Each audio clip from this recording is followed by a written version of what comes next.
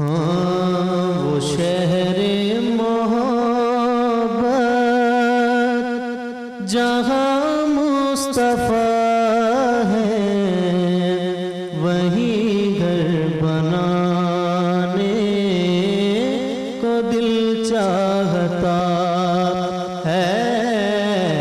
वो शहरे मोहब्बत जहाँ मुस्तफ़ा है, वही घर बनाने को दिल चाहता है। वो सोने से कंकर, वो चांदी सी माटी नजर में बसाने को दिल चाहता है। जो पूछा नबी ने कि कुछ घर पे छोड़ा, तो सिद्दीक़ अकबर के होठों पे आया। जो पूछा नबी ने कि कुछ घर पे छोड़ा, तो सिद्दीक़ अकबर के होठों पे आया। वहाँ मालो दौलत कि क्या है हकीकत, जहाँ जान लुटाने को दिल चाहता है। वहाँ माल दौलत कि क्या है हकीकत, जहाँ जान लुटाने को दिल चाहता है। सितारों से ये चाँद कहता है हरदम, तुम्हें क्या बताऊं वो टुकड़ों का आलम। इशारे में आका के इतना मजा था कि फिर टूट जाने को दिल चाहता है। इशारे में आका के इतना मजा था कि फिर टूट जाने को दिल चाहता है। वो नन्हा सा असगर जो एड़ी रगड़ कर यही कह रहा था, वो खैमे में रो कर। वो नन्हा सा असगर जो एड़ी रगड़ कर यही कह रहा था, वो खैमे में रो कर। ए बाबा मैं पानी का प्यासा नहीं हूँ, ए बाबा मैं पानी का प्यासा नहीं हूँ। मेरा रंग में जाने को दिल चाहता है। सुभान अल्लाह, सुभान अल्लाह। अली हसन सजाद ये खूबसूरत सी नात रसूल करीम सल्लल्लाहु अलैहि वसल्लम पेश कर रहे थे, जिसमें नबी करीम सल्लल्लाहु अलैहि वसल्लम का ज़िक्र करीमी भी था और अहले बैत का ज़िक्र अथर भी था। इस उम्मीद के साथ कि आप खैरियत से हैं, आज एक और रमज़ानुल मुबारक 24वां रमज़ानुल मुबारक अपने अख्ताम की जानिब गामज़न है। माशाअल्लाह अल्हम्दुलिल्लाह पिछले 23 प्रोग्राम्स और अब 24वां, ऐसे लगता है जैसे कल की बात है जब पहली दफ़ा आपकी खिदमत में हाजिर हुए। लेकिन ज़िंदगी का यही सिलसिला है जी, वक्त गुजरता रहता है और मुझे लगता है कि जो रमज़ान है या इस जैसे जो इस्लामी मवाक़े हैं वो हमें इसी चीज़ की याद दिलाने के लिए आते हैं कि ज़िंदगी या दुनिया में जो वक्त है वो बहुत मुख्तसर है और इसे बामकसद गुजारना ही, इसे अल्लाह की बंदगी के साथ गुजारना ही असल मकसद है जिसके लिए अल्लाह ने हमें यहाँ पे मबूस किया है। अल्लाह हम सब की इबादत, टूटी फूटी इबादत मैं कहता हूँ, अपनी बारगाह आलिया में कबूल मंजूर फरमाए और हमें मज़ीद बेहतर से बेहतर होने की तौफ़ीक़ अता फ़रमाए, बेहतर इंसान, बेहतर मुसलमान बनने की तौफ़ीक़ अता फ़रमाए। आज इस मौजू का इंतखाब हमने आपके लिए किया है। पिछले कुछ अरसे से आप देख रहे हैं मुसलसल हमारे प्रोग्राम के मौज़ूआत ऐसे हैं या ऐसे मौज़ूआत हमारे प्रोग्राम का हिस्सा हैं जिसका ताल्लुक़ बराह रास्त हमारी ज़िंदगियों से है, मेरी ज़िंदगी से, आपकी ज़िंदगी से, जो बराह रास्त मुताल्लिक़ हैं। और आज भी हमने जब सोच रहे थे तो हमने फ़ैसला किया कि कैसा मौजू लेकर आएँ जो कि एक नासूर की शक्ल इख्तियार कर चुका है और अब तो जिसे कहते हैं ना न्यू नॉर्मल, एक न्यू नॉर्मल बनता जा रहा है। यानी कि एक चीज़ ऐसी जो गलत हम कर रहे हैं लेकिन वो हमें गलत लग नहीं रही, न करने वाले को और ना जो उसका बाइस बन रहा है उसको। तो इस पे बात करना बहुत ज़रूरी है। एक तो इस्लामी नुक्ता निगाह से हम रिश्वत सतानी की बात कर रहे हैं, हम रिश्वत खोरी की बात कर रहे हैं। इस वक्त हम पाकिस्तान में देखें ख़ास तौर पे सरकारी महकमे और फिर दीगर भी, सिर्फ सरकारी नहीं, शायद ही कोई महकमा और उसमें मौजूद ऑफिशल्स ऐसे हैं, बहुत कम लोग ऐसे हैं जो कि इस नासूर से बचे हैं, जिनकी ज़िंदगी में ये नासूर नहीं है। या तो कोई दे रहा है या कोई ले रहा है। और अफसोस की बात तो ये है कि पाकिस्तान जैसे मुल्क में जायज़ काम के लिए भी आपको रिश्वत देना पड़ती है, नाजायज़ के लिए तो देना ही पड़ती है।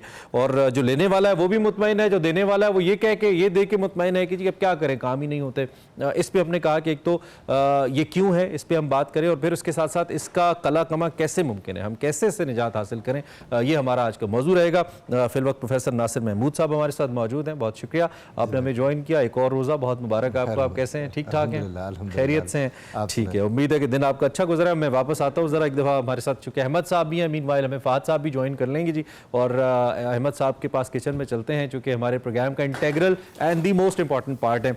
नासिर भाई माइंड करते होंगे कि हम इंपॉर्टेंट नहीं है, तो अहमद ज़रा मुझे ज़्यादा इंपॉर्टेंट लगता है, खाने का मामला है। अस्सलाम वालेकुम अहमद, क्या हाल है? अल्लाह का शुक्र इमरान भाई, मैं ठीक। क्या बना रहे हैं आज आप? इमरान भाई आज बर्गर बना रहे हैं, बीफ बर्गर्स।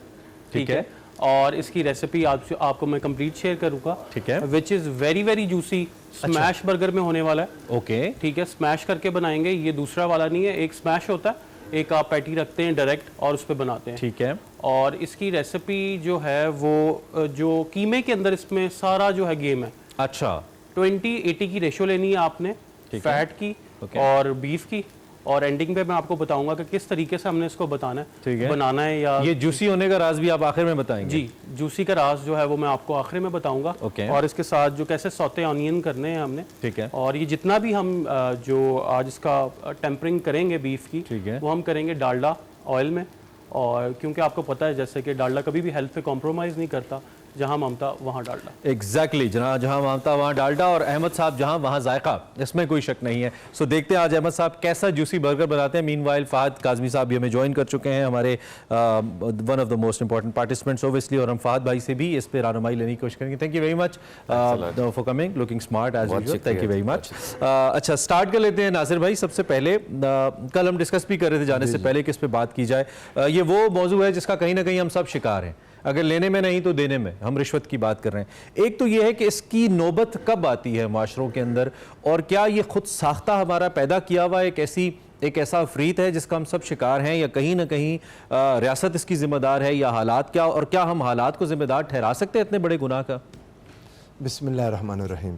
बहुत ही अहमियत का हामिल मौजू है और हम में से हर एक को रोज़ाना इसका सामना करना पड़ जाता है, और कुछ आदत सी बन गई है माशरे में इसको ज़्यादा गलत समझना, जब वो ख़त्म होता जा रहा है। और नॉर्मल होता जा रहा है। जहाँ पर ये लिखा होता है कि रिश्वत देने वाला और लेने वाला जहन्नुमी है, वहीं पर यह काम भी हो रहा होता है। और उसी हदीस पाक के नीचे जैसे यहाँ पर लोग लिखते हैं कि मिलावट करने वाला हम में से नहीं है, वही मिलावट हो रही होती है। ये हमारी बस एक मामूल बन गया। कुरान मजीद ने इससे सख्ती से मना किया। इरशाद फरमाया, आऊज़ु बिल्लाहि मिनश शैतानिर रजीम, वला ताकुलू अम्वालकुम बैनकुम बिल बातिल व तुदलू बिहा इलल हुक्काम लिताकुलू फरीक़म मिन अम्वालिन नास बिल इस्म व अंतुम तालमून। अल्लाह ताला इरशाद फरमाता है कि तुम एक दूसरे के माल बातिल तरीक़ों से न खाओ।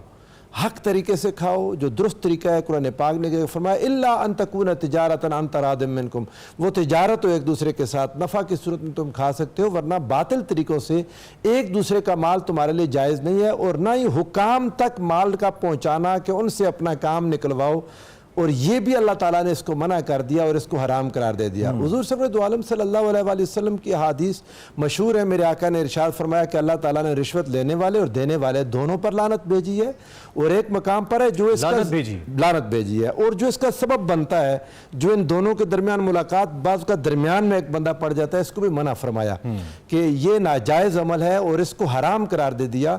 और ये माल ऐसा है, उलमा ने इसमें बहुत वाज़ेह लिखा कि ये ऐसा माल हो जाता है, इंसान हराम का पैसा अपने पास इकट्ठा कर लेता है, फिर इसको नेकी की राह पर भी खर्च करे तो उसको अजर नहीं मिलता, और अगर कोई इंसान इसको जायज़ समझ कर नेकी पर खर्च करे तो बहुत ज़्यादा गुनाहगार होता है। लेकिन इसकी कोई जायज़ सूरतें, आपने इंट्रो में कोई थोड़ी सी बात की है, बाज़ औक़ात कुछ ऐसे मामलात बनते हैं कि इंसान अपनी जान और अपने माल को ज़रर से बचाने के लिए अगर ऐसा करने पर मजबूर हो जाए तो लेने वाला गुनाहगार होगा, लेकिन देने वाले को अल्लाह रब्बुल इज़्ज़त की तरफ से रास्ता मिल जाएगा उसकी बख्शिश का, कि वो मजबूर था अपनी जान, माल, इज़्ज़त, आबरू को ज़रर और नुकसान से बचाने के लिए। इसकी कई सूरतें आगे हम उनको डिस्कस करेंगे। मामलात ऐसे आ जाते हैं कि इंसान उसमें फंस जाता है और उसका रास्ता निकलता नहीं है, और अजीब व गरीब किस्म की सूरत में निकलने का रास्ता यही बचता है, तो फिर इंसान आसानी कर लेता है। फात भाई, एक तो ये कि इसका हमारे लिए अलार्मिंग सबसे ज़्यादा ये है, हर माशरे में पाया जाता है, लेकिन हमारे लिए अलार्मिंग सबसे ज़्यादा ये है इसका नॉर्मल हो जाना। देने वाला भी नॉर्मली महसूस करता है और लेने वाला तो ओबियसली नॉर्मल फील करता है। अब तो हम सब इसका कहीं ना कहीं हिस्सा है, जो अंडर टेबल मामलात होते हैं। एक तो ये कि रिस्क हलाल की अहमियत नबी करीम सल्लल्लाहु अलैहि वसल्लम ने या इस्लाम में क्या बताई गई, औलिया अल्लाह ने इस पर कैसे तरगीब दी, जो आपका मौजू भी है, और फिर मौजूदा माशरे के अंदर हम अगर रिस्क हलाल की तरवीज पे काम करें तो वो कितना मौसर हो सकता है एक मुतवाज़िन माशरे के लिए, ये भी बताइए। बहुत बड़े बड़े सवालात आपने आगाज़ में प्रेजेंट कर दिए हैं। पहली बात तो ये कि ये सबसे ज़्यादा अलार्मिंग बात है कि हमने इसको नॉर्मलाइज कर लिया हुआ है। अब ये चीज़ें हमें बुरी नहीं लगती, मतलब हमें पता चल गया है कि ये माशरे का एक नॉर्म है, दिस इज़ द प्रैक्टिस। और टेलीविज़न पे आके आपने अक्सर देखा होगा, वो मशहूर फ़िक्रा था किसी बड़ी शख्सियत का पाकिस्तान का, कि मैं फ़ाइलों को पहिए लगा देता हूं। जी जी जी जी, मतलब वो बातें जिसको पब्लिकली कन्फेस करना आज से कुछ साल पहले तक प्रॉब्लमैटिक होता, उसका कन्फेशन एक मैटर ऑफ ऑनर बना हुआ है कि मैं पहिए लगा देता हूँ, that's how things work and I am good at it. यानी मैं अपने आप को प्रेजेंट कर रहा हूँ कि ये मेरी स्किल है और इस स्किल की वजह से मैं तरक्की कर रहा हूँ, और आप भी फिर आए अगर आप भी तरक्की करना चाहते हैं, this is the way to do things. यानी जो आइडियल हम प्रेजेंट कर रहे हैं और उसके ऊपर एक कहकहा लगेगा व्यूअर की तरफ से भी, एंकर की तरफ से भी, और हम कहेंगे business as usual, this is how we see in our society, business as usual. ये तो हमने चीज़ों को जो नॉर्मलाइज किया है। इकबाल का मशहूर शेर वो यहाँ पे बहुत ही फिट बैठता है कि वाए नाकामी मताए कारवां जाता रहा, कारवां के दिल से एहसासे ज़ियां जाता रहा। हमसे वो एहसासे ज़ियां शक हो गया कि हम कुछ गलत कर रहे हैं। अच्छा, जो रिस्क हलाल की तरफ आपने बात की, ये रिस्क हलाल, रिश्वत, इवन सूद भी, ये सारे इंटर रिलेटेड टॉपिक्स हैं असल में। बुनियादी तौर पे दीन ये कह रहा है कि जो तुम अपनी मेहनत से कमा रहे हो, जिसमें तुम्हारी अपनी फिजिकल एजेंसी जो है वो यूटिलाइज हो रही है, उसके अगेंस्ट तुम्हारा राइट बनता है कि तुम कुछ क्लेम करो। ठीक है, मॉनेटरी, पैसा, दौलत, वेल्थ, अशरफियां, व्हाटएवर, तुम उसके आगे क्लेम करो। ठीक है। द मोमेंट तुम मेहनत नहीं करते और तुम कुछ क्लेम कर रहे हो, तो इसका मतलब है कि तुम किसी और का हक जो है वो उससे छीन रहे हो, तुम स्नैच कर रहे हो किसी से। यानी रिस्क हलाल में मेरी एफर्ट और उसके अगेंस्ट मेरा एक राइटफुल शेयर। ठीक। रिस्क हराम में एफर्ट नहीं है या एफर्ट कम है और बहुत ज़्यादा मैं चीज़ें जो है एक्वायर करना शुरू कर रहा हूँ और उसमें मैं दूसरों के हकूक को गसब कर रहा हूँ, आई एम स्नैचिंग अवे। तो हमारे सूफिया के यहाँ, औलिया अल्लाह के यहाँ इसकी बहुत, इवन हदीस के अंदर भी रिस्क हराम का एक लुकमा जो है रूहानी तौर पे आपको सदियों की इबादत, यानी एक बड़े लेवल के ऊपर बात करें तो आपको पीछे कर देता है। अल्लाह अकबर। यानी औलिया अल्लाह जो है, थोड़ा और आसान करें तो शायद आपकी नस्लों पे उसका असर, नस्लों पे असर आता है। एब्सोल्युटली, मतलब ऐसे ऐसे किस्से हैं कि औलिया अल्लाह तो कहते हैं भाई मेरे घर में फलाने घर से खाना आया था, उसको भी इन्वेस्टिगेट किया कि ये साहब कौन है, इनका प्रोफेशन क्या है, ये किस प्रोफेशन से इनका ताल्लुक है, और फिर ये रिस्क आया। यानी उनको अगर कोई हदिया भी करे तो वो उसके सोर्स को भी देखते हैं कि ये रिस्क हलाल है या ये रिस्क हराम है जो कि मुझे एज अ गिफ्ट प्रेजेंट हो रहा है, और क्या मैं इसका लुकमा खाऊं या ना। अच्छा, इसमें हमारी सोशल नॉर्म्स की जब हम बात कर रहे हैं, दोनों में से जो भी जवाब देना चाहे, जो रिश्वत लेने वाला है वो कहते हैं जी हमारा गुजारा ही नहीं होता। मिसाल के तौर पे अब बहुत सारे लोग हैं, जैसे सरकारी मुलाजमीन की एक क्लैरिकल लेवल के ऊपर कोई क्लर्क है सरकार के अंदर, कोई किसी महकमे का बैठा हुआ, हमें पता है कहाँ कहाँ क्या क्या होता है, तो वो कहता है जी अब मुझे जितने सरकार पैसे देती है, मेरे 4 बच्चे हैं, मैं कहाँ से पालूं, तो कहीं ना कहीं कुछ करना पड़ता है। क्या ये लॉजिक कहीं ना कहीं मजबूरी के जुमरे में आती है? Can we justify this logic? We can never justify this. इसकी जस्टिफिकेशन कोई नहीं है। देखें, मैं ये बात अक्सर मैंने प्रोग्राम्स के अंदर कही है कि मदीना तैयबा की जो सोसाइटी थी उसकी पर कैपिटा इनकम अगर आप आज कैलकुलेट करें तो वो क्या ज़्यादा थी या कम थी, लेकिन मदीना तैयबा की सोसाइटी में सबसे ज़्यादा इत्मीनान था, इंटरनल सेटिस्फैक्शन थी, फेथ था। गज़ा के अंदर हमारे बहुत ही प्यारे दोस्त और सीनियर, बल्कि मुस्तनसर तारड़ साहब ने उनका इंटरव्यू किया जब पाकिस्तान आए, डॉक्टर काशिफ मुस्तफ़ा ट्रैवलर हैं बहुत बड़े, जी जी जी जी, वो गज़ा गए और उन्होंने कहा कि गज़ा के अंदर जो गुर्बत, मतलब ये इस सारे मामले से पहले 6 माह पहले, ठीक है, तो गज़ा में जितनी गुर्बत मैंने देखी है मैंने दुनिया में कहीं नहीं देखी। लेकिन गज़ा वो दुनिया का वाहिद खित्ता है जहाँ पे ड्रग्स 0% है, जहाँ पे आपको एक इत्मीनान नजर आता है, लोग शेयर करते हैं, लोग एक दूसरे को सपोर्ट करते हैं। तो जो सुकून लोग ड्रग्स से लेते हैं बड़ी सोसाइटीज के अंदर, वहां पे वो अपने फेथ से ले रहे हैं। तो गुर्बत एक्सट्रीम पे है, एक्सट्रीम पे ब्लॉकेड है, लेकिन वहां पे आपको रिश्वत नहीं नजर आ रही, वहां पे आपको ड्रग्स नजर नहीं आ रहे, वहां पे एक दूसरे की हेल्प और सपोर्ट नजर आ रही है। तो इसका मतलब ये है कि गुर्बत की आड़ में जो हम जस्टिफिकेशंस ले रहे हैं, ये जस्टिफिकेशंस इतनी लेजिट नहीं है, इतनी कानूनी नहीं है। हम यहाँ पर भी कहीं अपने नफ्स ही की आबयारी कर रहे हैं और चीजों को नॉर्मलाइज जो क्योंकि हम करना चाहते हैं। और मैं इस मौके से फायदा उठाते हुए ये भी कहना चाहता हूं कि ये जिन रिश्वत, जैसे मिसाल के तौर पे रिश्वत का नाम लेते हैं, पहला हमारे जहन में पुलिस आती है, फ्रैंकली स्पीकिंग, कि जी पुलिस वाले रिश्वत देते हैं, तो सारे पुलिस वाले भी नहीं। अब भी उसी पुलिस के अंदर कई ऑफिसर्स, कई काम करने वाले ऐसे हैं जो उसी रिस्क के ऊपर अपने बच्चे पालते हैं, उसी कस्मापुरसी की हालत में ज़िंदगी गुजारते हैं, या फिर एक मुतवाज़िन ज़िंदगी गुजारते हैं, लेकिन गुजारा करते हैं, वो they do not cross their limit. वो भी उन्हीं में से हैं और बड़ी ज़बरदस्त एग्जांपल्स हैं। कई लोग तो हमारे पास भी आ चुके हैं और हम ज़ाती तौर पर भी कई ऐसे लोगों को जानते हैं जो माशाल्लाह बड़े ईमानदार लोग हैं, जिनके अंदर जिनकी लोग तारीफ़ें करते हैं। आप एक तो इस पर मैं आपका भी कॉमेंट चाहूँगा, गुजारा नहीं होता वाला फैक्टर जो है, और दूसरी जानिब अब जायज़ काम भी है, उसके लिए भी अगर मुझे रिश्वत देनी है, गिल्ड तो मुझे 12 लोग आ चुके, मेरे नबी ने तो कहा है कि देने वाला लेने वाला, उसमें ये बाइफर्केशन नहीं है कि जायज़ काम के लिए देने वाला या नाजायज़ के लिए देने वाला है। तो फिर कैसे, हाउ टू डिवाइड दिस? मैं अर्ज करता हूँ, पहली बात तो ये कि गुजारा ना होने वाली बात गलत है। जब आप एक शख्स है, उससे नीचे भी कई लोग हैं और वो हलाल पर गुजारा कर रहे हैं, उससे भी नीचे चले जाएं तो कई लोग हलाल पर अपनी ज़िंदगी गुजार रहे हैं।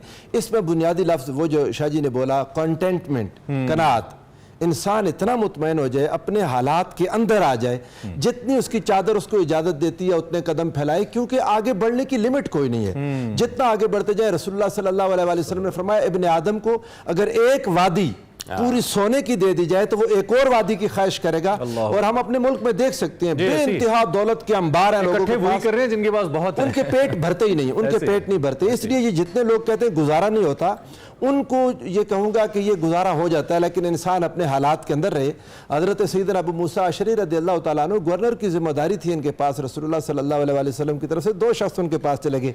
हज़रत शकीक थे और उनके साथ उनके दोस्त थे, खाने पर बैठे, तो खाने के दौरान कुछ भी नहीं था उनके पास, कहते हैं कि रोटी थी और साथ पानी। तो हज़रत शकीक के दोस्त ने कह दिया जी कि अगर साथ जंगली पुदीना हो जाता तो कितना ही अच्छा था, पुदीना मिल जाता। तो आपने अपने जो का साथ अपने बेटे को या किसी को भी भेजा, सब्जी वाले के पास अपना बर्तन उधार रखवा के वहाँ से पुदीना मंगवाया, इनके पास था ही कुछ नहीं, अपना बर्तन रखवाना पड़ा, गिरवी रखवा दिया। तो जब वो वापस आया, खाना खाया इन्होंने, तो खाने के बाद दुआ करने लगे, तो उस मेहमान ने दुआ में ये अल्फाज बोले, अल्हम्दुलिल्लाहिल्लज़ी क़न्नअना अला मा रज़क़ना, कि तमाम तारीफ़ें उस रब के लिए हैं जिसने मुझे कनात अता की, हमें उस पर जो हमें रिज़्क़ अता किया। आप मुस्कुरा पड़े, आपने फरमाया कनात होती तो मेरा बर्तन उधर गिरवी ना पड़ा होता। हम कनात से थोड़ा बाहर निकल गए। कनात क्या है? जितना आपके पास है उसमें अपने आप को गुजारा करें। उसके बाद अगली बात जो आपने पूछी है, तो हुज़ूर सरवर दो आलम सल्लल्लाहु अलैहि वसल्लम के पास रिवायात मौजूद हैं कि आका अलैहिस्सलातु वस्सलाम ने खुद किसी शख्स को कि वो यहूदी था, वो जुबान दराजी कर रहा था माल गनीमत के मिलने पर भी, तो आका अलैहिस्सलाम ने फरमाया इसको कुछ दे के इसका मुंह बंद करवा दो। उससे उलमा ने लिखी ये बात कि कोई इंसान अपनी जान, माल, इज्जत, आबरू को नुकसान पहुंचने से बचने के लिए अगर ऐसा करेगा तो अल्लाह रब्बुल इज्जत उसको सजा नहीं देगा। लेने वाला गुनाहगार होगा, लेने वाला हर सूरत गुनाहगार है जो, लेकिन देने वाला चूंकि मजबूर हो गया तो उसको अल्लाह रब्बुल इज्जत उसकी गिरफ्त नहीं फरमाएगा। ठीक है, लेकिन वो बहुत एक स्पेसिफिक कॉन्टेक्स्ट के अंदर है। बिल्कुल ठीक है, हम इस पे बात करते रहेंगे जी। एक आवाज़ अंदर की भी है, क्या जो ये लोग करते हैं, एक तो जारी बात है अपना ज़ियान नुकसान करते हैं, जिनसे ले रहे होते हैं उनका भी बहुत नुकसान करे होता है, क्या अंदर से कोई आवाज़ नहीं आती, क्या ज़मीर कुछ नहीं कहता? इस पर भी हम बात करेंगे। एक ब्रेक लेते हैं, आते हैं। खैर रमज़ान में एक बार फिर आपका खैर मकदम है। इस उम्मीद के साथ कि हमारे साथ आप मौजूद हैं। रोज़ा आपका अच्छा गुजर रहा है माशाल्लाह। 24 रमज़ान गुजर चुके हैं, 24 रोज़े, और आज तो ताक़रात भी है। एहतमाम कीजिएगा और अगर हो सके तो हमें भी दुआ में याद रखिएगा। हम ब्रेक पे जाने से पहले रिश्वत सतानी के हवाले से बात कर रहे थे और उसके मुख्तलिफ पहलुओं का जायज़ा ले रहे थे। अच्छा, एक तो हम जॉबियन क्लास है, ये तो अलग हो जाती है थोड़ा, लेकिन हमारी जो वर्किंग ये बिज़नेस क्लास है, इसके लिए नासिर भाई बड़ी मुश्किल है। मुख्तलिफ NOCs लेना, गैस का मीटर लगना है, बिजली का मीटर लगना है, और कहीं ना कहीं इनको कॉम्प्रोमाइज़ करना पड़ जाता है। अब क्या करें, वो काम भी तो करना है, और वही आप वाली बात है जायज़ हिस्सा। इसमें अब क्या कोई रियासत का किरदार आता है बीच में? बिल्कुल रियासत का किरदार है। रियासत का कानून की अमलदारी नहीं है ना, कानून की अमलदारी ना होने की वजह से नीचे जो लोग बैठे, अच्छा फिर ये कहते हैं जी ऊपर तक किसा जाता है। वो मुझे नहीं मालूम ऊपर कहाँ तक है, ये शाहजी बता सकते हैं, खुद पहुंचे हुए हैं माशाल्लाह, कि ये ऊपर किधर जाके ख़त्म होता है। और लोग कहते हैं बाकायदा बोल के कि ऊपर तक जाना होता है, तो अगर थोड़े पैसे हो तो उस पर राज़ी नहीं होते। कुरान मजीद ने ऐसा जिक्र किया, फरमाया सम्माऊन लिल कज़िब अक्कालून लिस्सुहत, कि हराम माल खाने वाले बहुत ज़्यादा हराम, अक्काल। तो हज़रत अब्दुल्लाह इब्न मसूद रज़ियल्लाहु तआला अन्हु से किसी ने पूछा ये अस्सुहत क्या है? आपने फरमाया रिश्वत है। तो पूछा अगर किसी से फैसला दिलवाने के लिए किसी को कुछ दिया जाए, अपने हक में फैसला करवाने, आपने फरमाया कुफ्र है। काजी अगर पैसा लेके किसी के हक में फैसला करे, कुफ्र है, इस्लाम, दायरा इस्लाम से खारिज है। उन्होंने कहा दलील, उन्होंने कहा कुरान पाक कहता है वमन लम यहकुम बिमा अंज़लल्लाहु फउलाइका हुमुल काफिरून वमन लम यहकुम बिमा अंज़लल्लाहु फउलाइका हुमुल फासिकून। जो अल्लाह के नाजिल करदा चीज पर फैसला नहीं करता, हुक्म नहीं देता, वो जालिम है, वो काफिर है, वो फासिक है। अब यहाँ पर बहुत सारे लोग, ये जो काजी का आ गया ना, तो जो बंदा जिसके पास इख्तियार है, पहली चीज़ तो ये है कि इंसानों को भी, मैं लोगों से भी कहूँगा कि जहाँ तकलीफ बर्दाश्त करके भी इंतज़ार कर सकते हैं, लाजिम इंतज़ार करें, इसका अल्लाह आपको अजर देगा। फ़ौरन सहूलत के लिए पैसे दे दिए और बोलने लगे कि गुजारा नहीं है, सहूलत के लिए करना, हम तो ऐसे ही करते हैं यूजुअली। मीटर लेट होता हो जाए कुछ, अगर आप बगैर बिजली के थोड़े दिन रह जाएंगे, मीटर नहीं लगा, गैस नहीं लगी आपकी, और आपको गुजारा करना पड़ रहा है, तंगी से भी गुजरेंगे, तो अल्लाह ताला आपको इसका अजर देंगे। क्यों? अगर कोई शख्स किसी काम के लिए मुकर्रर है, उस काम के लिए उसको पैसे देना भी हराम है, ऐसे देने वाला भी गलत कर रहा है कि उसका काम ही ये। और हमारे माशरे में क्या है कि काम न करने की तनख्वाह लेते हैं और काम करने की रिश्वत लेते हैं। अच्छा, एक तो रिश्वत लेना इटसेल्फ एक गुनाह है कि आप एक हराम पैसे कमा रहे हैं, एक उसका जो उस हराम काम का जो इम्पैक्ट आ रहा है। मिसाल के तौर पर आपने किसी लैंड वाले को ये इजाज़त दे दी कि जी आप एक्स्ट्रा लैंड कर लें, और फिर उसकी वजह से कोई नाला मुतासर हुआ, कल सैलाब आया तो वो नाला चढ़ गया, मैं एक मिसाल दे रहा हूँ, नाला चढ़ गया, आबादी को नुकसान हो गया। इसी तरह रिश्वत, कोई सड़क आपने ऐसी बना दी जिसमें कोई हादसा हो गया, तो वो जो एक साथ इसके नुकसान ऐड हो जाता है, उसका भी तो खमियाजा वही शख्स भुगतेगा जिसने ये सब कुछ किया है। जैसे अब कराची में से बहुत केसेस देखते हैं, चाइना कटिंग जैसे केसेस देखते हैं। एब्सोल्युटली। देखिए ये आवे का आवा बिगड़ा हुआ है यहाँ पे। अभी जैसे ये ऊपर तक हम बात कर रहे थे, मैं किसी डिपार्टमेंट का नाम नहीं लेता, लेकिन वो इतने बड़े बड़े नेटवर्क्स हैं डिपार्टमेंट्स के अंदर कि जो सबसे बड़ा आदमी है वो अगर 22 केस जो है वो रोज साइन करने हैं उसने सिर्फ 22 फाइलों पे, तो उसने अपना हिसाब लगाया हुआ कि मैंने आज 22 फाइलों पे साइन किए हैं, और वो अपने सबॉर्डिनेट से पूछेगा भाई मेरा शेयर किधर है। उसका काम ही है कि उसे साइन करने, एक भी फाइल आई है आपने लॉ के मुताबिक उसके ऊपर अपने कमेंट्स देके साइन करने, ये काम है इसके लिए, और ये काम है, that's why you are hired, that's why you are an officer. लेकिन उसने बकायदा अपना टैबुलेट किया हुआ है कि ये 22 सिग्नेचर्स मैंने किए हैं, फी सिग्नेचर जो है मेरा रेट ये है जी 5000 10,000, तो मेरे वो पैसे किधर हैं, वो मेरी जो आज की अर्निंग है वो किधर है। तो उसके जो नीचे वाले वो हैं वो जमा करते हैं, अपना शेयर भी वो रखते हैं। हमारा जो टैक्स का महकमा है, जो टैक्स जहाँ पे कलेक्ट होता है, वहां पर ऐसे ऐसे स्कैंडल्स हैं जी, ऐसे ही। और मतलब हुकूमत एट टाइम्स रिफंड करती है, पैसों को वापस करती है। अगर किसी ने ज्यादा टैक्स साल के बाद दे दिया हो तो ये एक लॉफुल चीज है कि वो क्लेम कर सकते हैं आपके मुझे रिफंड दें जी ऐसी। लेकिन आप रिफंड लेने जाएं जो कि आपका राइटफुल शेयर है, राइटफुल गवर्नमेंट की तरफ से आपको मिलना चाहिए, तो उसके ऊपर पहली डील हो चुकी है कि भाई अगर आपका रिफंड 1 करोड़ है तो हम आपको 80 लाख देंगे या 60 लाख देंगे, 40 आप हमें देंगे जी। और हम तो पब्लिक मनी से नहीं ले रहे कुछ भी, वो भी खुशी खुशी कह रहे हैं कि जी मुझे तो 60 लाख भी नहीं मिलने, तो मैं 60 लाख लेके 40 इनको दे दूं और वो तकसीम होंगे। तो ये तो देखें, और ये चीज नॉर्मलाइज्ड है। अभी तो जाती तौर पे मेरे इल्म में है कि कुछ महकमे जो ये जो मनी लॉन्ड्रिंग और इस तरह के केसेस पकड़ते हैं, नाजायज अकाउंट्स या नाजायज पैसा, वो ये कह के उन अकाउंट्स को ब्लॉक करके फिर खोल देते हैं कि अच्छा हमारा हिस्सा में दे, हम खोल देते हैं। हाँ एब्सोल्युटली। और मुझे देख रहे हैं तो उनको पता है कि मैं किन की बात। हमारे मुल्क में टैक्स क्यों नहीं जमा होता, आप बताएं। जी, टैक्स कलेक्ट करने वाले खुद अपना हिस्सा लीकेज बहुत है ना सर, कभी खजाने में जाता नहीं है। अकाउंट्स वो जो अटैच करने की आप बात कर रहे हैं बिल्कुल ऐसे ही हो रहा है। अब आप हायर लेवल पे चले जाएं, मतलब दुनिया भर का मसला है, पाकिस्तान का भी ये मसला है, किकबैक्स।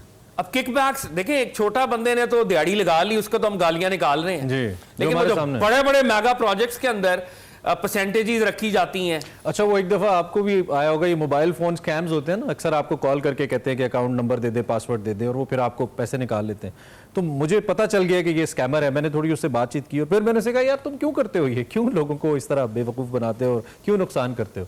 उसने मुझे 2-3 बड़े बड़े सियासतदानों के नाम लिए, कहते हैं जी वो अरबंद ही कर देने, ऐसी चंद हज़ार अदी कर ली थे फिर की। I mean this is the tradition that we unfortunately, कि लोग बड़े लोगों की मिसाल देते हैं कि अगर वो इतने की कर रहा है तो मैंने इतनी की कर ली तो क्या होता है ना, ऐसे ही हुक्मरान का नीचे तक असर हो जाता है। तो how to get rid of it, I mean where to start. ये बड़ा मैसिव सवाल है, यहाँ पे तो मोरालिटी का बहुत बड़ा क्राइसिस है। हम मॉरली हमारा दिवालिया निकला हुआ है, हम तो फाइनेंशियल दिवालिये की बात करते हैं ना कि हम कहीं बैंकरप्ट ना हो जाएं। यहाँ पर फॉर डेकेड्स हमारा मोरालिटी का दिवालिया निकल चुका है और उसकी सबसे बड़ी वजह यह है, ये बात बड़ी बेसिक है, क्योंकि सेल्फ अकाउंटेबिलिटी और जवाबदेही का एहसास नहीं है। क्यों मजहब लाइफ आफ्टर डेथ की बात करता है, क्यों मजहब रेजरेक्शन की बात करता है कि जो कुछ तुम कर रहे हो तुमने एक हायर ताकत के सामने पेश होना है, वो हायर ताकत उसके सामने 2 नंबरी नहीं। मतलब ये जो हमें रवायात में बताया गया कि तुम्हारे हाथ बोलेंगे, अगर तुम नहीं बोलोगे तुम्हारे हाथ बोलेंगे, तुम्हारे कदम बोलेंगे। तो ये चीजें जो है रिकॉर्ड हो रही हैं, कहीं ना कहीं हमने प्रेजेंट होना है। हो ये रहा है कि मैं ये समझता हूं कि मेरी 70 साल की जिंदगी, चाहे मैं नाम का मुसलमान ही हूं, मैं ये समझ रहा हूं कि मेरे 70 साल की जिंदगी हतमी और कतई है जी। और नाउज़ बिल्लाह इसके बाद मेरी कोई रेजरेक्शन नहीं है, नाउज़ बिल्लाह इसके बाद मेरी कोई अकाउंटेबिलिटी नहीं है। और यही वो जिंदगी थी, यही वो लाइफ थी जिसमें मैंने जो कमाना था, गुजारना था, प्लेजर्स को कंज्यूम करना था, that's it. Sir frankly speaking कई मिसालें हमारे सामने ऐसी हैं, लोगों ने सारी जिंदगी माल बनाया और जो ही वो उम्र के अगले हिस्से में पहुंचे, या तो किसी वो माजूरी का शिकार हो गए या उनकी औलाद के हवाले से ऐसे मसाइल आ गए और फिर दुनिया से चले गए। आई मीन वी नो, हमें सोसाइटी के अंदर ऐसी कई एग्जांपल्स मिलती हैं। इस पर हम बात करते रहेंगे, वापस आएंगे जब ब्रेक के बाद, तो फिर ज़रा सोल्यूशन की बात करेंगे। एंड जैसे दोनों मेहमान इस बात पर मुत्तफिक है कि हमें टॉप नॉच जो लोग हैं, जो ऊपर से कहते हैं ना ऊपर का ऑर्डर है, उस पर भी हम बात करेंगे कि फिर ऊपर वाले कैसे सुधरे, क्या वो सुधर सकते हैं। एक ब्रेक लेते हैं, ब्रेक के बाद आते हैं। Welcome back. खैर रमज़ान में एक बार फिर आपका खैर मकदम है। हमारे मेहमान हमारे साथ मौजूद हैं। वक्त की थोड़ी सी कमी है चूँकि इफ्तारी की जानिब भी हम बढ़ रहे हैं, सो कोशिश है ज़रा अपने मौजू को थोड़ा समअप भी किया जाए। जैसे हम बात करते फात भी, एक तो ज़मीर की आवाज़ पे हम बात कर रहे थे, वो तो एक अलग मौजू है, लेकिन हाईएस्ट लेवल जो तबका है, ख़ास तौर पर जो हुक्मरान तबका है, 1-2 पार्टियों तो कैंपेन ही अपनी करप्शन के ऊपर की कि जी हम करप्शन को रोकेंगे। लेकिन अनफॉर्चुनेटली पाकिस्तान उसी दौर में, मैं तहरीक इंसाफ के दौर की बात करूँ, ट्रांसपेरेंसी इंटरनेशनल की अगर बात करें तो हमारा करप्शन इंडेक्स मज़ीद ख़राब हुआ, हमारी दर्जाबंदी मज़ीद नीचे हुई इसमें। तो क्या हाईएस्ट लेवल पे वाकई फ़र्क पड़ता है, और फ़र्क पड़ता है तो फिर उन लोगों को भी तो मैंने और आपने ही मुंतखब करना है, हमारे वोट से ही आना है इन लोगों ने जिन्होंने हमारे फैसले करने। बिल्कुल, लेकिन बात यह है इमरान साहब कि हम वोट तो डाल रहे हैं इन लोगों को, लेकिन ऑफ कोर्स जब होता ये है कि द मोमेंट ये पावर में आते हैं तो वो जो नारे पहले होते हैं वो पता नहीं एग्जीक्यूट नहीं कर पाते। मैं तो, मेरे लिए बड़ा माइंड बॉगलिंग है।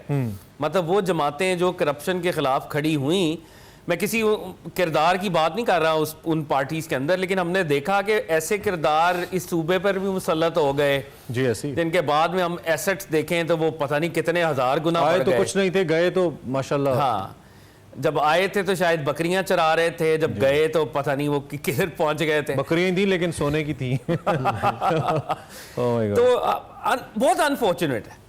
मतलब, और ये एक पार्टी की बात नहीं है, सारी पार्टीज की यही बात है, यही दास्तान है। हम जिस चीज को बुरा कह रहे हैं खुद ही उसका सबसे बड़ा हम विक्टिम भी हैं, प्रिजनर भी हैं, और उसी चीज के हम शायद डूअर भी हैं, करने वाले भी हम ही हैं। और बड़े बड़े प्रोजेक्ट्स आप देखें ना, अक्सर ये बड़े बड़े प्रोजेक्ट्स क्यों लगते हैं जी, क्योंकि उसके अंदर रूम होता है किकबैक्स का। जी, डेवलपमेंट प्रोजेक्ट्स के अंदर किकबैक्स का बहुत ज़्यादा रूम है, और डेवलपिंग कंट्रीज़ के अंदर ये स्टडीज़ की गई हैं कि ये पॉलिटिशियंस क्यों ये प्रोजेक्ट्स लगाने में इंटरेस्टेड हैं, क्योंकि इनके अपने इंटरेस्ट उसके साथ किकबैक्स की शक्ल में जुड़े होते हैं, और वो सारी बातें फिर उससे आगे सियासी मफादात भी वाबस्ता है। क्विक ब्रेक हमने लेनी है, टाइम कम है, ज़रा वापस आते हैं, आगे बढ़ाते हैं, ब्रेक के बाद आते हैं। बेखुद किए देते हैं अंदाज हिजाबाना, बेखुद किए देते हैं अंदाज हिजाबाना, दिल में तुझे रख लूं, दिल में तुझे रख लूं, ऐ जलवाए जानाना, दिल में तुझे रख लूं, इतना तो करम करना, ऐ चश्मे करीमाना, इतना तो करम करना, ऐ चश्मे करीमाना, जब जान लबों पर हो, जब जान लबों पर हो, तुम सामने आ जाना,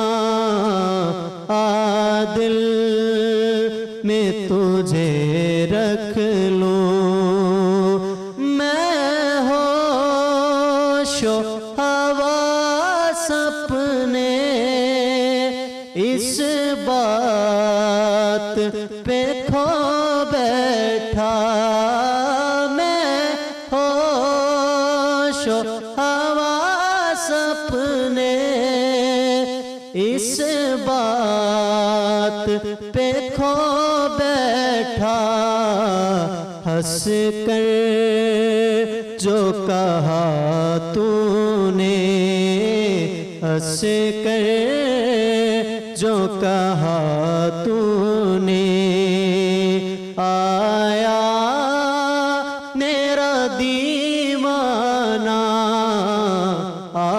दिल में तुझे रख लूं।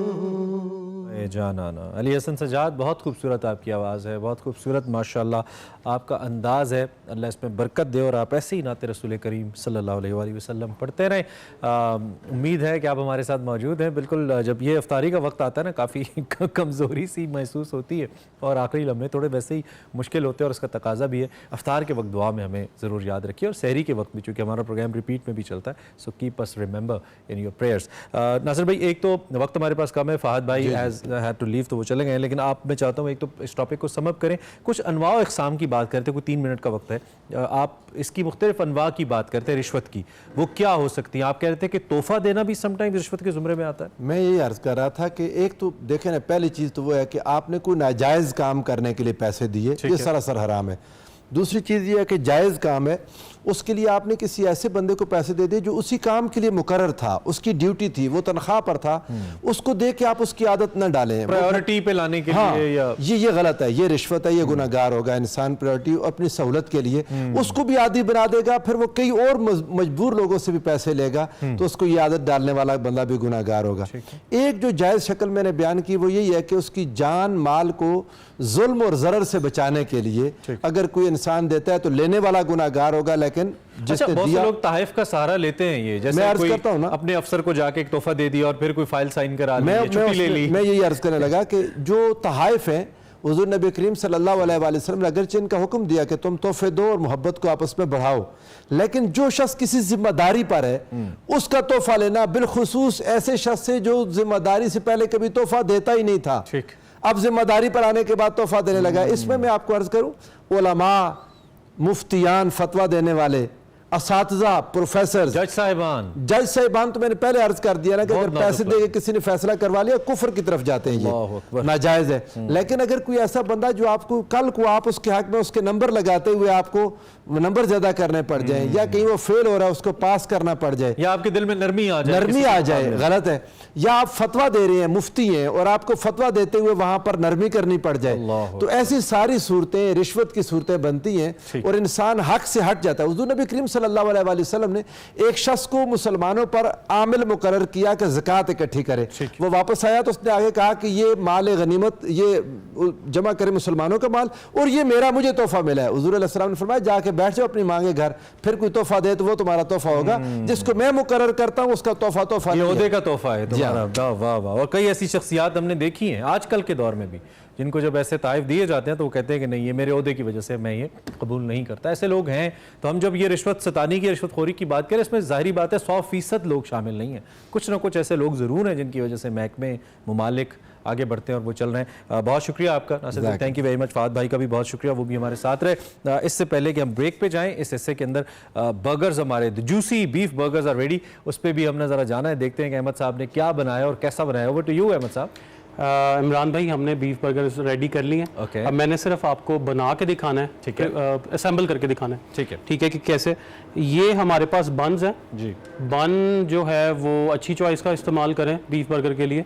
सेकंड बात ये है कि कीमा जो है उसमें पट्ठा नहीं होना चाहिए, अच्छा, मसल्स नहीं होने चाहिए, बिल्कुल रेड मीट होना चाहिए। ठीक है। जब मसल आएंगे तो जब आप उसको बाइट करेंगे, बाइट करके जब आप उसको वापस लेके जाएंगे तो उसमें मसल्स आते हैं, वो काम खराब हो जाता है। ठीक है। 20% फैट रेशो होना चाहिए। अगर आपके पास 20% फैट रेशो नहीं है तो कीमे के अंदर चीज़ ऐड करें, ठीक है, उसी से कैरमलाइजेशन आएगी और उसी से कलर आएगा, और उसी से ही जूसीनेस आएगी। इसमें आप प्याज का इस्तेमाल मत करें, मस्टर्ड और ब्लैक पेपर एंड सॉल्ट का इस्तेमाल करें कीमे को, और उसके बाद आप तवे पे ला के, या ग्रिडल है आपके पास, उसके ऊपर प्रेस करके आप इसकी जो है वो पैटी बनाएं। और ये पैटी इस तरीके की तैयार होगी, ये डबल पैटी है चीज़ के साथ, और मैंने इसके ऊपर जो है ऑनियन सौते करके, ठीक है, और सौते करने के बाद जो है वो इसके ऊपर लगाया है।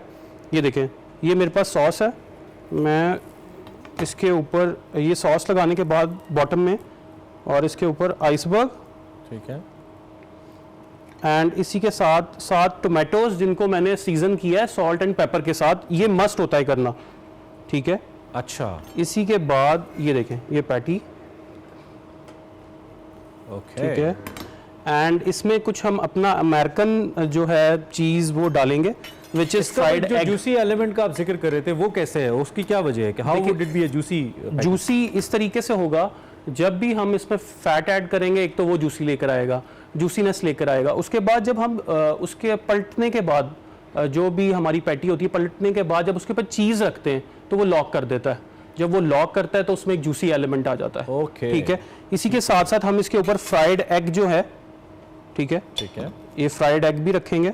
अरे वाह, ठीक है। एंड हमारा जो बर्गर बन है, कार्ब्स और प्रोटीन का मंबा जी, हमारा जो बर्गर बन है इसके ऊपर होगा। And is there any tip for the bun और पैटी, जो आप कह रहे थे कि उसको आपने खास तौर पे लेना, उसकी क्या कोई टिप बताएं? देखिए, बन जो है वो जब भी आप लें, कोशिश करें कि एक अच्छी कंपनी का लें। ठीक है। जितना बन लाइट होगा उतना ज़्यादा जो है वो फ्लफी होगा। ठीक है, जितना वो फ्लफी होगा उतना ही वो खाने में अच्छा होगा। ठीक हो गया। अगर आप किसी और नॉर्मल कंपनी या दूसरा लेते हैं, उनका चूई बन होते हैं जो कि इसके साथ कॉम्प्लीमेंट नहीं करते, वो अंडे वाले बर्गर के साथ कॉम्प्लीमेंट करते हैं। तो कोशिश करें कि आप बीफ बर्गर का बन, बीफ बर्गर का जो बन है वो करें। एंड ये हम इसको कट करके, अरे वाह, अरे वाह वाह वाह वाह, सर हो गया आपका डर जो है ना वो, but look at it, it looks really very juicy. ये देखें, डिलीशियस। ये हमारा बीफ बर्गर साहब, are we ready to go for the break? Yes हम जा रहे हैं, चलें जी। एक लास्ट लुक हमने देख लिया। ये देखें, दिस जबरदस्त किस्म का juicy beef burger is ready and Ahmad ने बनाया तो डेफिनेटली अच्छा तो होगा। हम ट्राई करके आपको जरूर बताएंगे। आप एक ब्रेक लीजिए, ब्रेक के बाद आते हैं। खुश आमदीद एक बार फिर आपको खैर रमज़ान के अंदर। आज हम बहुत अहम मौजू पे बात कर रहे हैं। ये वो मौजू है जो कहीं ना कहीं हम सब से कनेक्टेड है, डायरेक्टली और इनडायरेक्टली, वास्ता या बिलवास्ता। चूँकि हम बात कर रहे हैं रिश्वत के हवाले से, तो रिश्वत के ऊपर ही आज हमारा सेगमेंट है गिरफ्त, जिसमें हमारी जो होस्ट हैं वो मुख्तलिफ जो मुआशरती नाहमवारियाँ हैं उनकी निशानदेही करती हैं। आज कुछ मामला रिश्वत का ही है। महकमा कौन सा है और ये कहाँ पर हुआ है, आप सेगमेंट में ही देखिए। हम वापस आपसे मिलते हैं।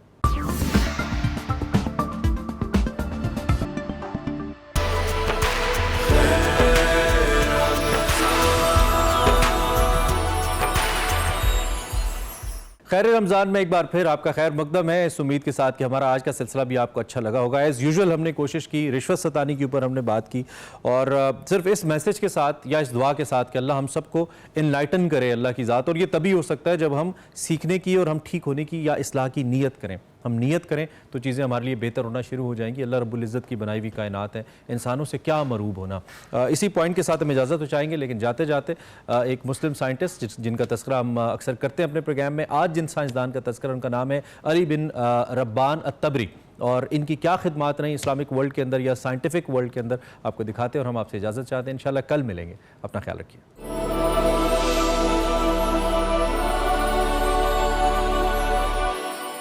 अस्सलाम वालेकुम नाज़रीन, मैं वकार अहमद और आप देख रहे हैं अजीम मुसलमान साइंसदान। हम उन 3 सदियों की बात कर रहे हैं, 2 से 3 सदियों की बात कर रहे हैं जिसमें मुसलमान साइंसदान जो है वो छाए रहे, और ये सुनहरी दौर कहलाता है। तहकीक के हवाले से कमाल काम हुए हैं। इसी हवाले से आज हम बात करेंगे अलतबरी पे, और अली बिन रब्बान अलतबरी जो है वो कमाल साइंसदान थे। इनका मुकम्मल नाम जो है वो अबुल हसन अली बिन सहल रब्बान अलतबरी है। पैदाइश इनकी 778 ईस्वी में हुई और वफ़ात जो है वो 864 ईस्वी में बगदाद में हुई। साइंसी शोबा तिब है, और अहम साइंसी तसारीफ़ के वाले से अगर हम बात करें तो फिरदौसुल हिकमा जो है वो कमाल तसनीफ़ है। तबीब थे, साइंसदान थे और फ़लसफ़ी थे। और अली इब्न सहल जो है ये एक तालीम याफ्ता और दानिश्वर ईसाई घराने में पैदा हुए। ये बहुत कम लोग जानते हैं। उन्होंने एक्चुअली 70 बरस की उम्र में इस्लाम कबूल किया। उन्होंने फ़लसफ़ा, तिब और मजहबी अमूर पर मुतअद्दिद किताबें तसनीफ़ की। बिलखसूस उनकी फिरदौसुल हिकमा तहरीरी शक्ल में अव्वलीन तिब्बी इंसाइक्लोपीडिया है, जिसमें अगर देखा जाए तो तिब्बी अलूम की तमाम शाखों का अहाता किया गया है। अली बिन सहल रब्बान में तिब्बी और फितरी अलूम, रियाजी, फ़लसफ़ा की इब्तदाई जो जितनी भी तालीम है वो उन्होंने अपने वालिद सहल से हासिल की। बाप ने इन्हें अच्छी तालीम देने के साथ साथ फ़लसफ़ा और मज़हब भी पढ़ाया। और फ़लसफ़ा आपको मालूम है कि एक क्यूरोसिटी को जन्म देता है, और सवालात जो है उससे बनते हैं, और फिर सवालात की खोज में साइंसदान निकलता है। और ये उनकी तहरीरों से भी पता चलता है कि एक तो वो अरबी के अलावा फ़ारसी और शामी ज़ुबानें जानते थे, और उन्होंने इब्रानी और यूनानी ज़बानें भी सीखी। कब्रिस्तान में तालीम मुकम्मल करने के बाद वो 30 साल की उम्र में इराक के और अलतबरी कहलाने लगे। 825 में वो वापस तब्रिस्तान चले आए और वहाँ के हुक्मरान के पास बतौर मुहर्रिर मुलाजमत इख्तियार की। इस दौरान ही उन्होंने अपनी किताब शुरह आफाक किताब कहना चाहिए फिरदौसुल हिकमत लिखनी शुरू की, और 850 में उसे मुकम्मल किया। अली ने ऐसे देखा जाए इनकी ओवरऑल किताबों को तो अली ने तकरीबन 12 किताबें लिखी, अलबत्ता उनमें से चंद एक ही हैं जो कि सलामत हैं, और इनकी जो किताबें थी वो ज़्यादातर तिब के मौजू पर थी। तिब्बी साइंस के अलावा उन्हें रियाजी और फल्कियात में भी दस्तरस थी। और ये आप देखेंगे कि हम जितने भी मुसलमान साइंसदानों की बात करेंगे इनके दरमियान एक कदर मुश्तरक ये बहुत ज़्यादा है कि इनकी जो फील्ड्स हैं उसमें फल्कियात और रियाजी जो है वो बहुत ज़्यादा है। फल्कियात, रियाजी और तिब ये बुनियादी जो है वो मौजूद थे। उनकी जो सबसे मशहूर किताब फिरोज़ुल हिकमत जो है वो यूनानी और हिंदुस्तानी कुतब से जो ली गई तिब्बी मालूमात हैं उन पर मुश्तमिल थी। इनमें सारे शोबे तिब का अहाता किया गया था, और बिलखसूस अगर हम देखें तो एनाटमी, जिसको हम कहते हैं कि इल्मुल तशरीउल आज़ा, यानी इंसानी जिस्म के आज़ा जो हैं उनकी जो तशरीह की गई, और एनाटमी पे बहुत ही उसके अंदर मुख्तलिफ तस्वीरें मिलती हैं आपको, और ख़ुसूसी तवज्जो दी गई इस मौजू पर। हिंदुस्तानी तिब के लिए भी एक हिस्सा अलहदा से मखसूस किया गया। वो मुतअद्दिद हिंदुस्तानी तबीबों का भी जिक्र करते हैं, और फिरदौसुल हिकमत जो है वो तिब के शोबे से वाबस्ता अफराद के लिए इब्तदाई इस्लामी तिब के मुतालिक बेशबहा मालूमात फराहम करती है। अल-तबरी ने इस किताब पर बहुत तवील वक्त सर्फ किया। इसकी जो तहकीक थी, इसका जो लिखना था, और इसे 7 मरकजी हिस्सों में तकसीम किया और इसमें 30 मकाले और 365 अबवाब में इसको तकसीम किया गया। साबिक तबीबों के बरखिलाफ अल-तबरी जो है वो नफ्सियात और तिब के दरमियान गहरे ताल्लुक पर जोर देते हैं। और मेरा ख्याल है कि अल-तबरी जो है उस अहद में अगर देखा जाए तो ये पहले साइंसदान थे जिन्होंने नफ्सियात की जो अहमियत है, गो कि साइकोलॉजी का जो स्कूल है या साइकोलॉजी बतौर इल्म जो है वो बहुत लेटर ऑन इसकी डेवलपमेंट हुई, लेकिन उस वक्त भी वो ये समझते थे कि जो तिब्बी मसाइल हैं या जो फिज़िकल मसाइल हैं उनका नफ्सियात के साथ एक गहरा ताल्लुक है। तो उन्होंने नफ्सियाती इलाज और मुशावरत की जो अहमियत है उसको उजागर किया। अली इब्न रब्बान अल-तबरी जो है बगदाद में 846 ईस्वी में वफात पा गए। बहुत अजीम साइंसदान थे और नफ्सियात के हवाले से बिलखसूस जो उन्होंने अहमियत दी फिजियोलॉजी के हवाले से और नफ्सियात का जो बाहमी ताल्लुक है इस पर जो उन्होंने अहमियत दी वो बहुत ही कमाल है, बहुत ही इनका कमाल काम था। और ऑफकोर्स जो उनकी किताब थी वो तो बहुत ही शुर आफाक किताब थी। तो इस सिलसिले में जो मुसलमान साइंसदान हैं उन पर बात करते रहेंगे। अगली किस्त में एक नए मुसलमान साइंसदान के साथ हाजिर होंगे। देखते रहिए खैर रमज़ान।